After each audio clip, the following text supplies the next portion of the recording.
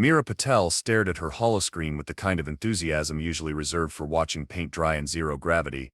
As a junior space traffic controller for the Galactic Safety Administration, her job consisted mainly of making sure various alien species didn't accidentally crash into each other while traveling through regulated space. It was exactly as exciting as it sounded. Her desk, a sleek piece of bioengineered furniture that adjusted to her mood and was currently in its most sympathetic configuration, was cluttered with the standard issue items of a GSA employee: 3 different types of neural interface dongles, a quantum coffee maker that never quite got the molecular structure right, and the infamous Comprehensive Guide to Known Sapient Species, a text so massive it had its own gravitational field. The guide, as everyone called it, was Meera's constant companion during her 6-month training period. She'd memorized every classification, every warning label, and every diplomatic protocol for the 17 officially recognized spacefaring races. Humans, interestingly enough, were filed under Appendix C: Theoretical Species and Other Urban Legends. The human myth, the guide explained in its characteristically dry tone, likely originated from ancient transmissions of something called television, particularly a show about boldly going places. While entertaining, these stories are clearly fictional, as no species could possibly evolve on a death world with such high gravity, achieve spaceflight through controlled explosions, or survive on a diet of both plants and animals. The very concept is biologically absurd. Meera had always found that entry particularly amusing. It was right up there with the chapter on the supposedly extinct Procyon pranksters, a species that had allegedly achieved faster-than-light travel using nothing but rubber bands and bad jokes. Incoming traffic alert, chirped her AI assistant, a cheerful little program that insisted on being called Bob, despite being clearly female. The Centaurian merchant vessel Light of Infinite Profits is requesting clearance for docking Bay 7. Run the standard checks, Bob, Meera said, taking a sip of her almost but not quite coffee, and please tell me they're not trying to smuggle any more of those self-aware houseplants. The last batch started a union. Scanning now, Bob replied. Cargo manifest shows, oh dear. They're carrying a shipment of Earth memorabilia. Those things are everywhere since that documentary about human ocean pollution went viral. Actually, it's something called a rubber duck. According to the manifest, it's a ritual object used in human cleansing ceremonies. Just run the safety protocols and clear them for landing, Meera sighed. As long as they're not bringing in any more of those supposedly human musical instruments. The last air guitar someone smuggled in caused 3 diplomatic incidents and a noise complaint. The morning continued in its usual fashion.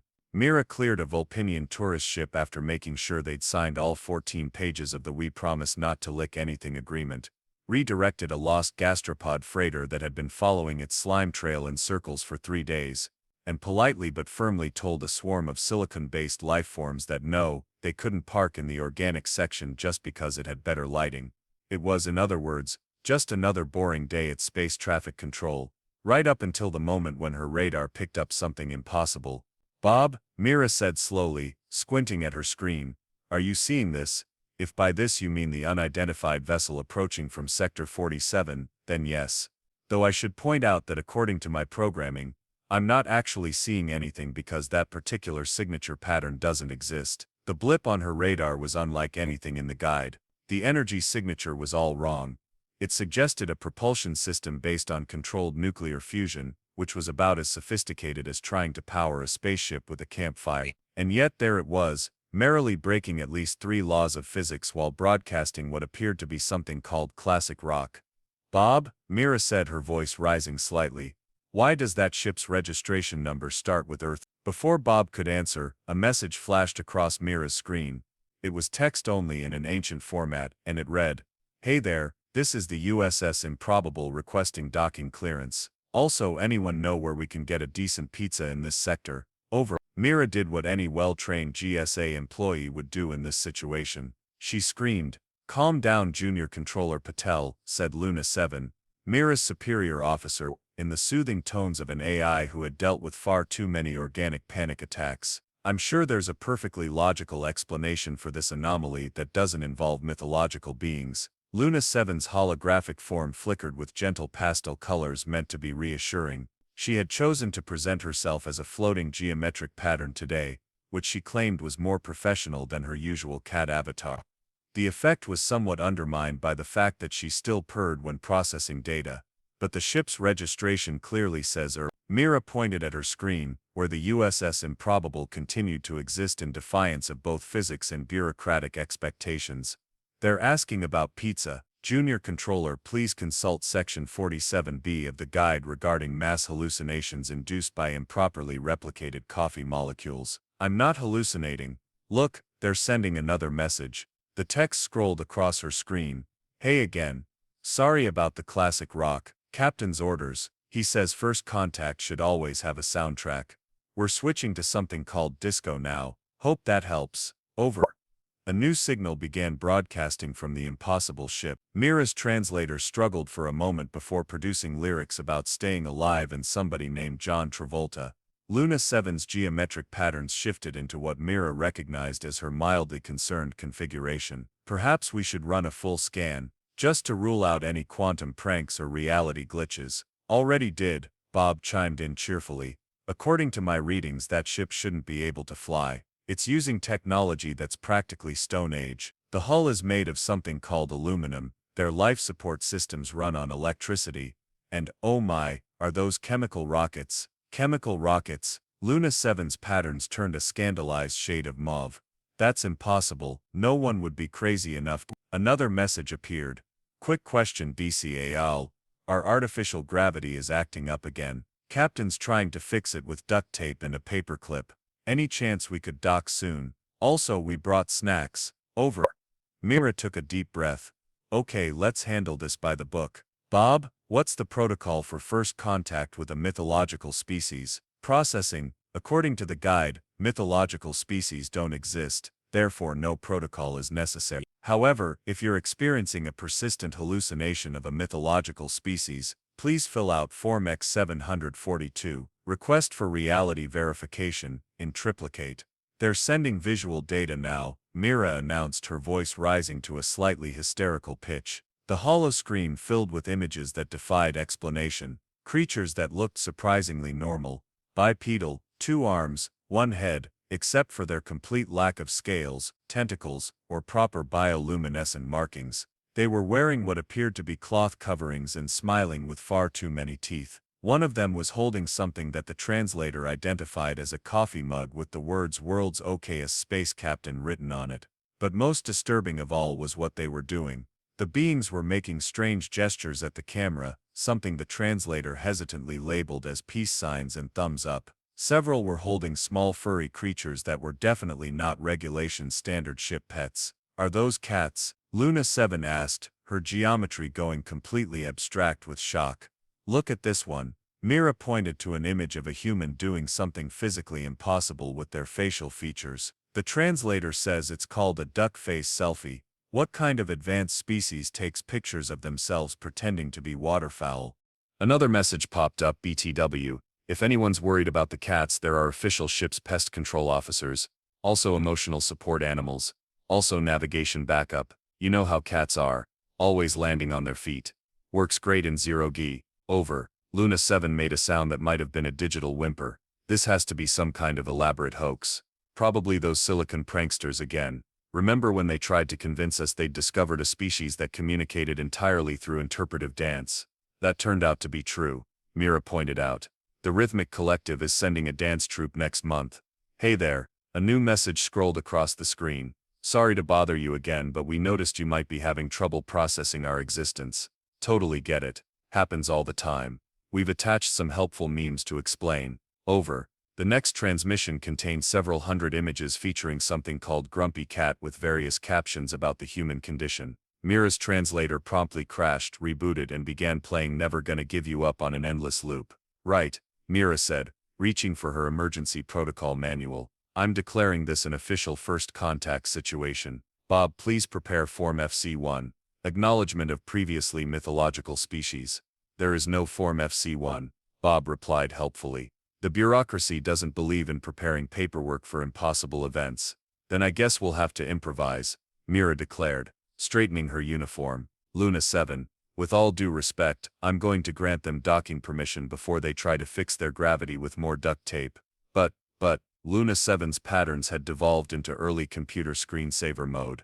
The regulations say nothing about humans because they're not supposed to exist. Which means technically, We can't be breaking any rules about them, can we? As Mira began composing a response to the USS Improbable, she could have sworn she heard the ship's AI humming along to the disco music. It was going to be a very interesting shift. Mira had always prided herself on her ability to handle paperwork. In the Galactic Safety Administration, this was considered a superpower on par with telepathy or being able to digest Thursday's special in the cafeteria. But trying to document first contact with a supposedly mythological species was pushing even her formidable filing skills to their limit. "Bob," she called out, surrounded by hovering hollow screens filled with partially completed forms. "What category do humans fall under in the Species Classification Index?" "Processing query," Bob replied. "According to the guide, they would be Class Error or Subclass Error, Kingdom Error.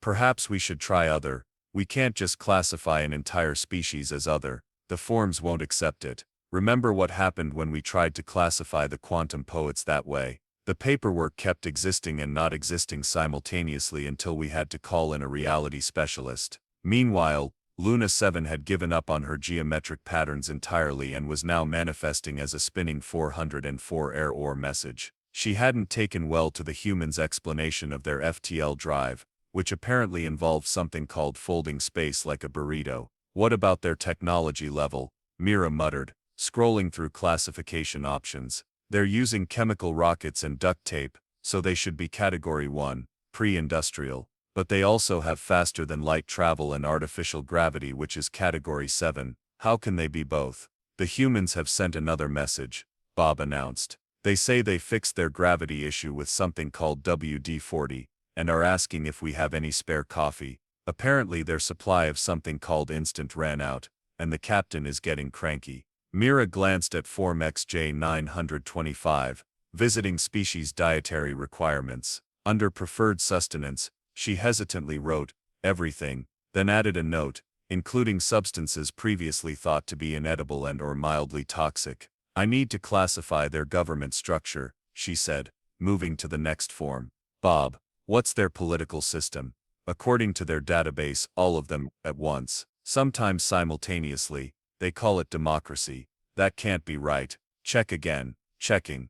"Oh, interesting. Their ship operates under something called maritime law, except on Tuesdays when they have what they call a constitutional monarchies run by the ship's cat, Princess Whiskers Thur." Mira rubbed her temples. "Please tell me they at least have a standard first contact protocol we can reference." "They do," Bob said brightly. "Step 1. Make classic rock references. Step 2. Share memes. Step 3. Offer snacks." They're actually following it perfectly. Another message popped up on the screen.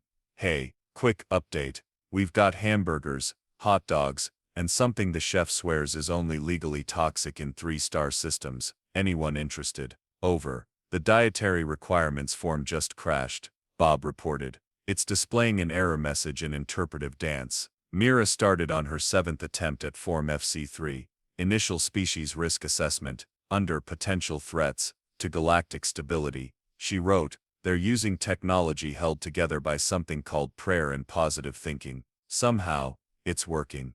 "The humans are requesting a copy of our paperwork," Bob announced.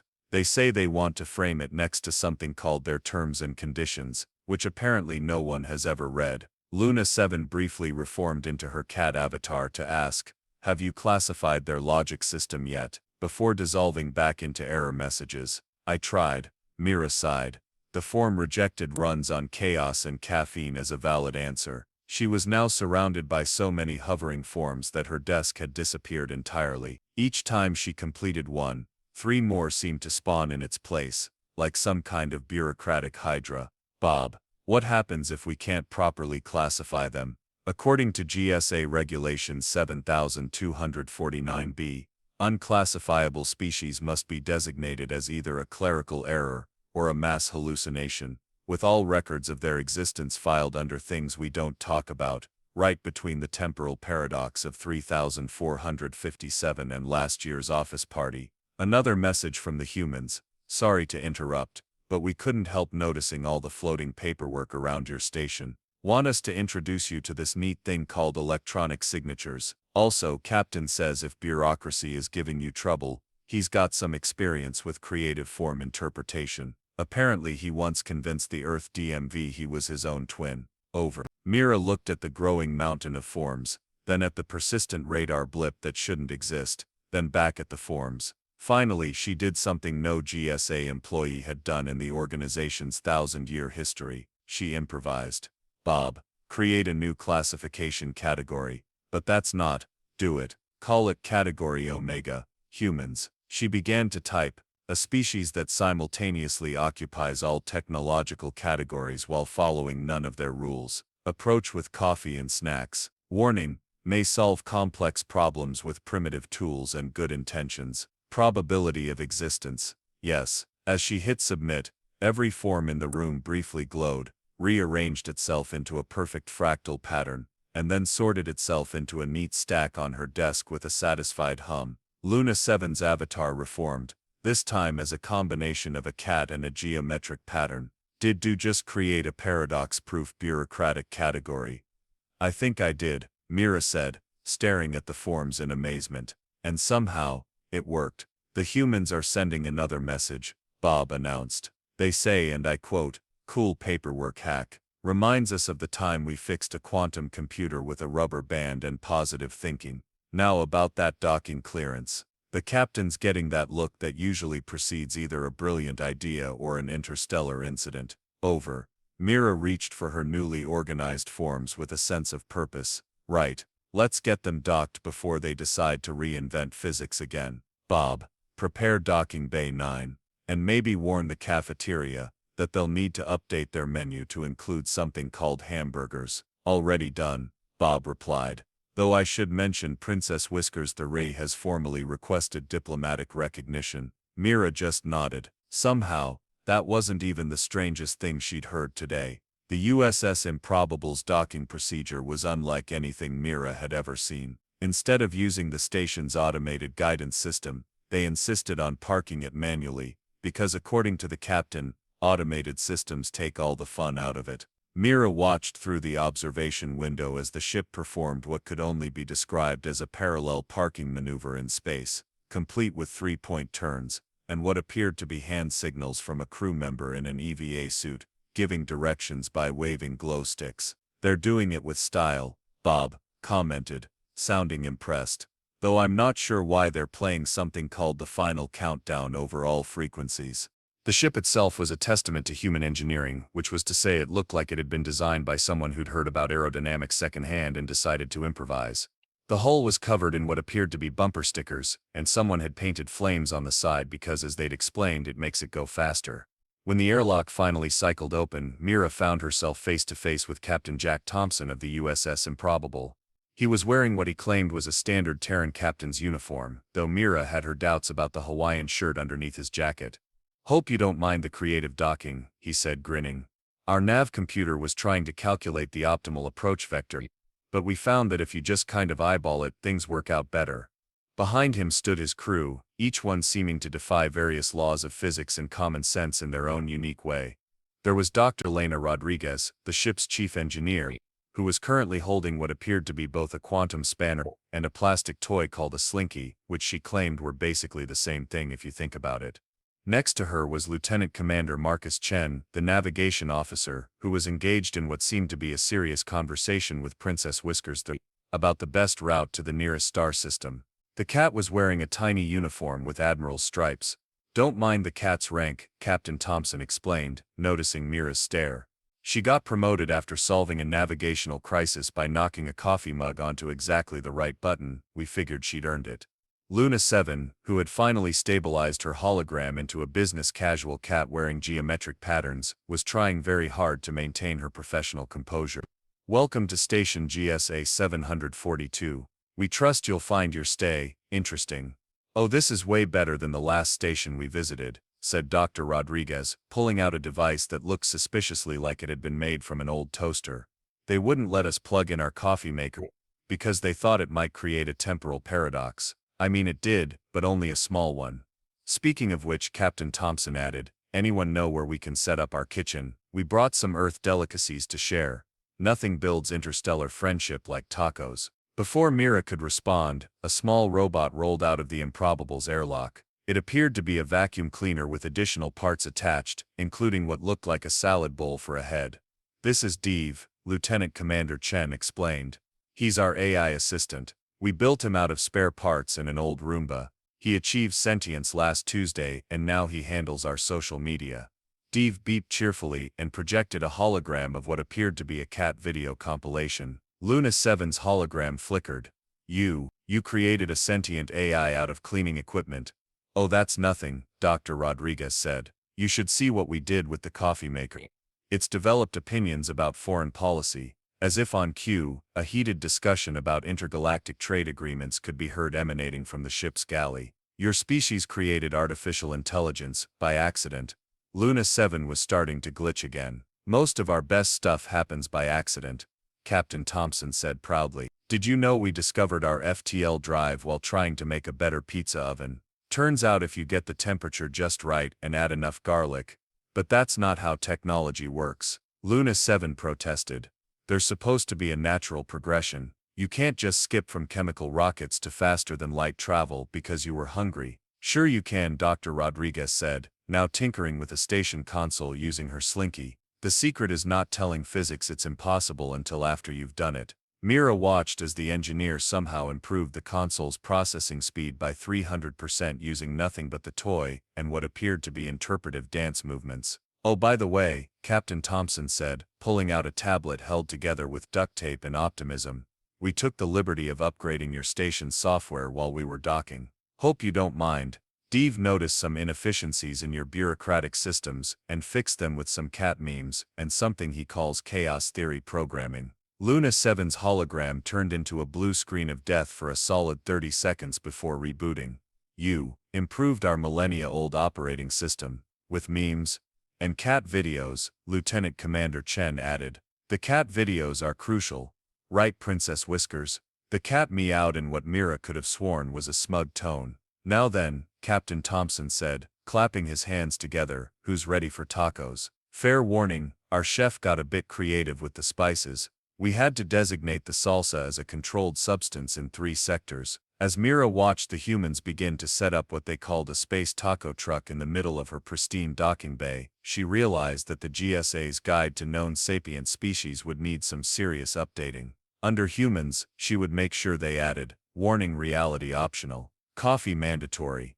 By the end of the humans' first week on station GSA 742, 3 things had become abundantly clear. First, the station's regulatory handbook was entirely unprepared for human creativity. Second, coffee was indeed a controlled substance for very good reasons. And third, the station's other alien residents were developing an alarming fascination with human culture. The Vulpinian delegation, normally obsessed with proper protocol, had abandoned their formal robes in favor of what they called casual Friday attire, complete with Hawaiian shirts identical to Captain Thompson's. Their ambassador was spotted trying to recreate something called breakdancing in zero gravity. "I don't suppose," Mira asked Captain Thompson, watching a group of silicon beings attempting to learn the Macarena, "that you could explain why half the station's population is suddenly obsessed with Earth dance moves."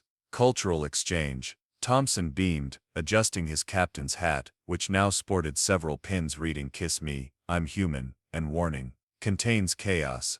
"Besides, have you seen the gastropods doing the wave? It's amazing." The gastropods in question had formed a synchronized slime pattern that did indeed look remarkably like the wave. They'd even added bioluminescent effects. Dr. Rodriguez had set up what she called the Engineering Solutions Exchange Program in Cargo Bay 3. She was currently teaching a group of Centaurian engineers how to repair quantum drives using paperclips and positive thinking. The Centaurians, whose technology was based entirely on pure logic and mathematical precision, were having existential crises in 6 dimensions simultaneously. "But it doesn't make sense," one Centaurian protested, their crystalline form flickering with distress. "You can't just hit it until it works."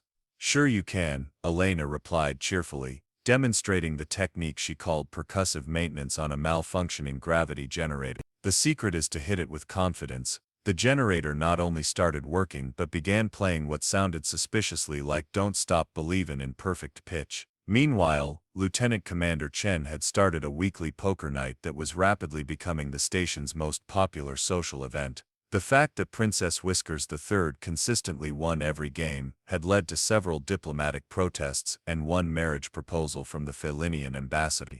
The princess respectfully declines, Chen explained to the love-struck ambassador. She's married to her work. Also, she says your offering of premium catnip was appreciated but insufficient. She prefers tuna. Dave, the sentient Roomba, had somehow become the station's most influential social media influencer. His daily posts, consisting mainly of cleaning tips interspersed with existential philosophy and cat pictures, had gained a following across 17 star systems. I don't understand, Luna 7 complained to Mira, her hologram now permanently stuck in a business-casual cat form with geometric patterns for fur. Their ship's coffee maker just published a critically acclaimed paper on quantum mechanics. It's written entirely in emojis. That's nothing, Mira replied, checking her datapad.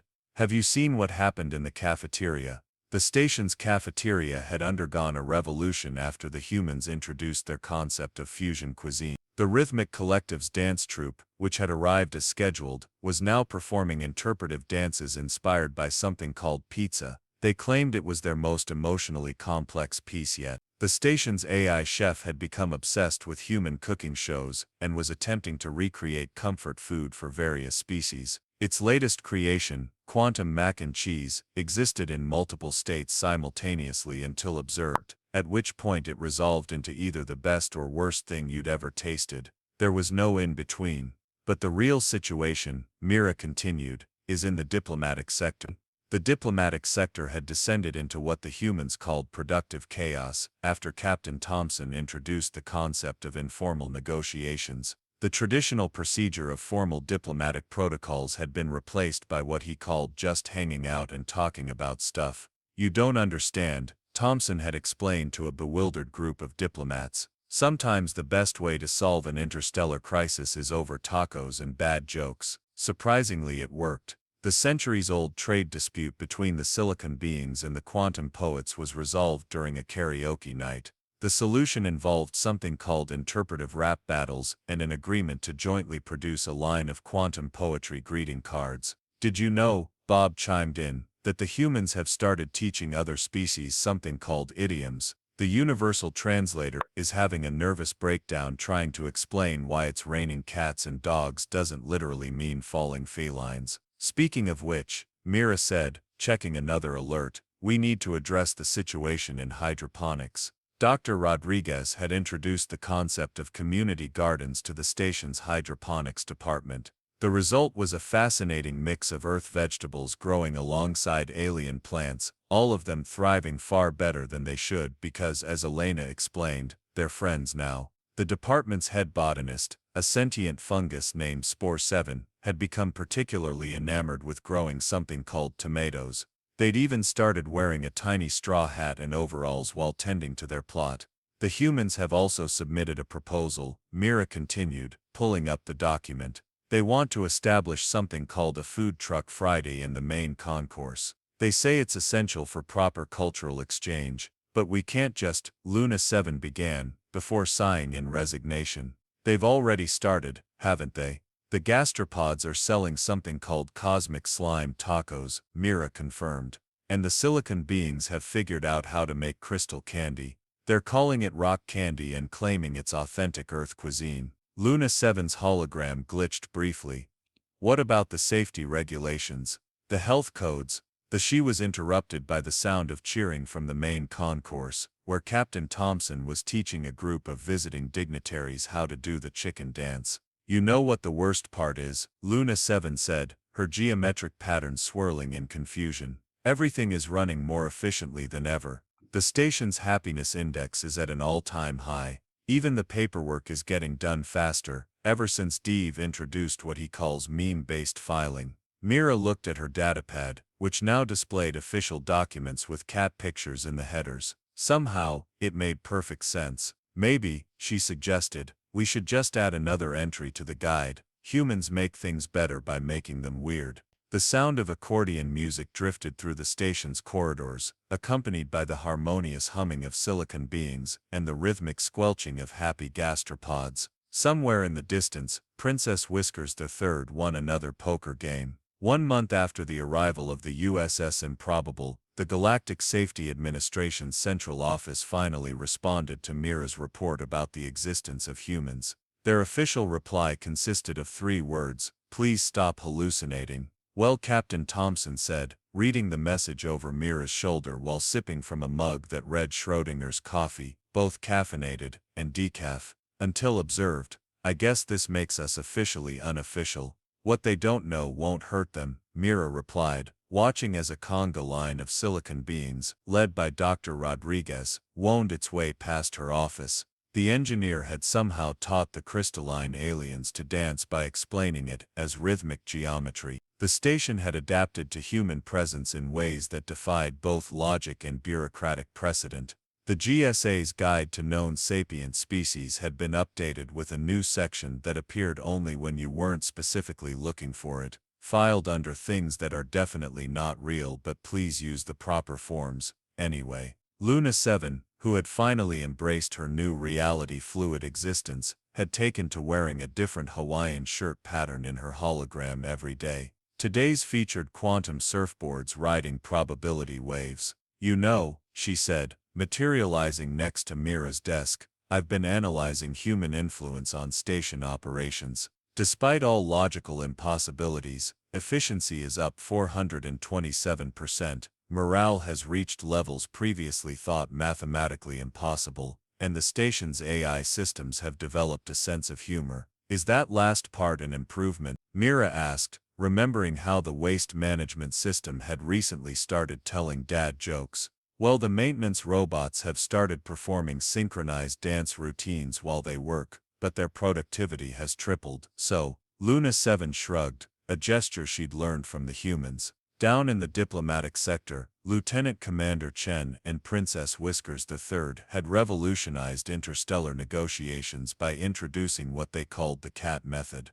Complex diplomatic issues were now resolved by having all parties sit quietly in a room, until a cat chose whose lap to sit in. Surprisingly, it had resulted in the most stable peace treaties in galactic history. Dave the sentient Roomba had spawned a whole movement of enlightened cleaning equipment. The station's maintenance bots had formed a philosophy club that met weekly to discuss the meaning of cleanliness and share cat videos.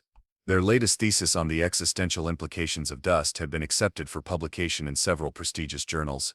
Rodriguez's Engineering Solutions Exchange program had spread across the galaxy, leading to a new field of study called improbability engineering. Its core principle, "if it looks stupid but works it isn't stupid," had caused several prestigious science academies to have collective nervous breakdowns. The station's cafeteria had become a legendary culinary destination. The AI chef, now sporting a digital chef's hat and a surprisingly good Gordon Ramsay impression, had perfected what it called quantum comfort food. Its signature dish, Schrodinger's surprise, arrived in a closed box that contained every possible meal simultaneously until you opened it. Even the gastropods had embraced human culture with surprising enthusiasm. They'd started a band called the Slime Beats that specialized in covers of Earth songs performed entirely through synchronized oozing. Their version of Bohemian Rhapsody had topped the charts in 3 sectors. "Captain," Mira said, pulling up a new form on her screen, "I've been meaning to ask, why did you really come to our station? Surely there were more important places for the first human ship to visit." Thompson grinned, scratching Princess Whiskers III behind the ears as she supervised the day's diplomatic schedule.